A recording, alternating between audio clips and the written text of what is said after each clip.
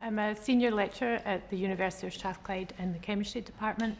My role is twofold, I guess. So I'm teaching responsibility for lecturing to undergraduate students and postgraduate students.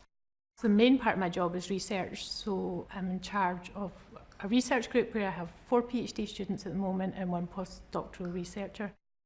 It's important for a researcher to have good communication and interpersonal skills because you continually have to communicate your science to people, whether it be undergraduates where you're teaching them about the subject or whether you're talking to other scientists. We also write grant proposals so that we can bring in funding to fund the research that we do, and that will pay for PhD students and postdoctoral researchers. It's important for a researcher to have strong verbal communication skills because it's the main medium that you interact with other scientists. We give a lot of presentations to other researchers or lecture to students. Again, verbal communication is very important. Written communication skills are important because we write a lot of scientific papers. It's one of the main accessible ways for us to communicate our science to other researchers. We have web pages, we update with our scientific progress. Also different forms of internet-based communication are important, such as using podcasts. We also use email a lot.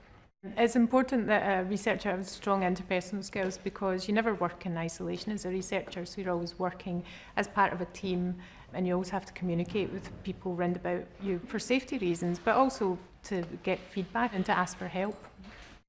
All scientific communications tend to follow the same format, so you'll always start off by giving an introduction to the topic, any theory. Then you give the aims of what you're trying to do, what you're trying to find out. Then you give the procedure, how you actually carried out the experiment, for example, and you usually write that in such a format that if someone could come along and repeat that experiment based on what you've written. Then you give the results of that experiment, which will usually be tabulated, and that will be followed by some sort of discussion of the results and analysis of those results. And then you'll finish off giving some conclusions, and quite often you'll end with some further work. For example, if the experiment didn't work out as you planned, then what could you do to improve it?